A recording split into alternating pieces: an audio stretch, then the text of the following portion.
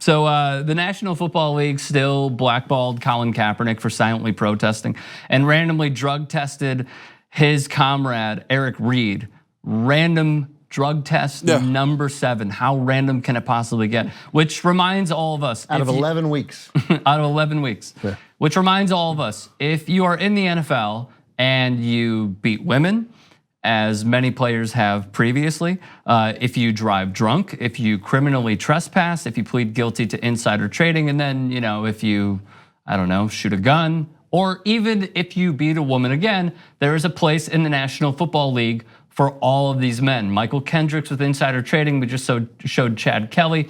Vernon Butler was also in there. There are many of these players who have wronged many women and many other people of society, and yet for silently protesting, we are continually supporting Colin Kaepernick because it's something that does no physical harm to anybody. The Patriots, Pete Rose is banned from baseball for life for gambling, right? Because when he was manager of the Reds, although he only bet on his team, obviously if you have $50,000 on a baseball game, you might use your best relievers even if they're tired, right? You can't do it. I get it. I'd ban him for life. I might have let him back in now, but he shows no interest in that. So clearly. But he's still betting. Right. He's still betting. It's like, I got no business with betting, but you can't bet on your own team. I mean, it's just the rules are very clear, and you can't bet on baseball. So and by the way, betting on baseball pretty much a personal disaster. But that's not the point. But the idea is it affected the competitive balance of the game. Like the fans can't trust that the results are pure, which is what American sports are based on. The Patriots, I was kidding before with shut up and cheat, right? I'm very pleased with myself for that line. But Bill Belichick and the Patriots cheated before a Super Bowl, right? I mean, they took illegal pictures of the other team. I'm not wrong. That's what happened, right? That's absolutely what happened. He could be banned for life, and I would probably think, yeah, you cannot do that. That is you've affected the competitive. It's not stealing signs in baseball, right? That's a very different thing. And you like literally sent a spy over. You sent a spy to steal their plays. To steal their plays. So you have an unfair competitive advantage. I mean, then you had deflating the ball, but I mean that's mixed bag. That's garbage, right? Yeah. But this is not deflating the ball. That was clear, absolutely clear. It was filming the opposing team's sidelines to know the hand signals that they were deflating doing. The ball is based on a cockamamie NFL rule that lets the teams bring their own balls, which is absurd. Could you say that deflating footballs is similar to coaching in tennis?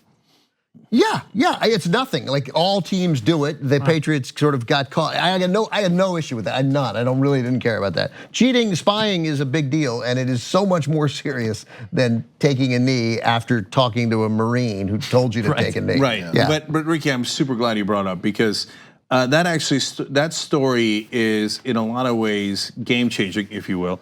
Because not because of what Kaepernick did or what the NFL did, although those are very important, but because of what Nike did.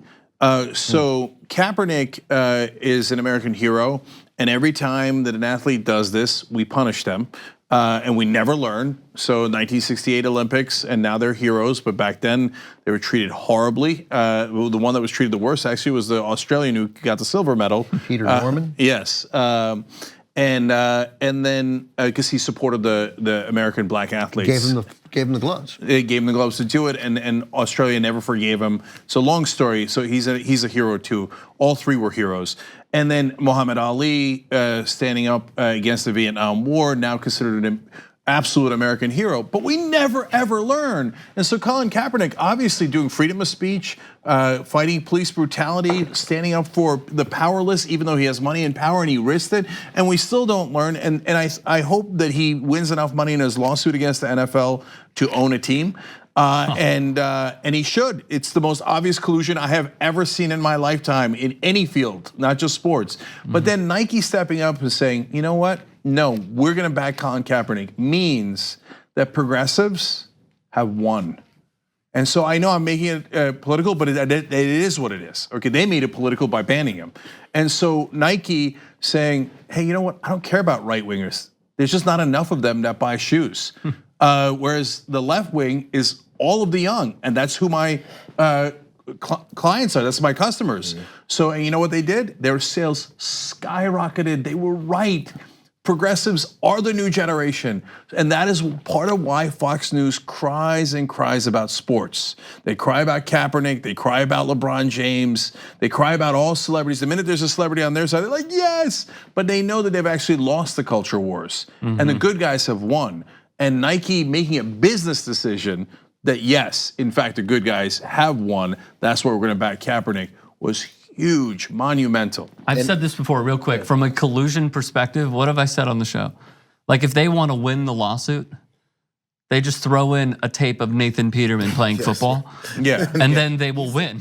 Yeah, no, that's well, it. No, the whole, he shouldn't be employed. No, 100% right. All they have to do at trial is put in the half that Nathan Peterman threw 5 interceptions. For Buffalo. In one half. Yep. And say, and then show Colin Kaepernick against the Packers in the playoffs where he ran for over 200 yards, right? And then go, we rest our case. By the way, real quick. Josh Johnson, the Skins signed Josh Johnson. He hasn't played in like 4 years. He hasn't played in 4 years, and he's mobile.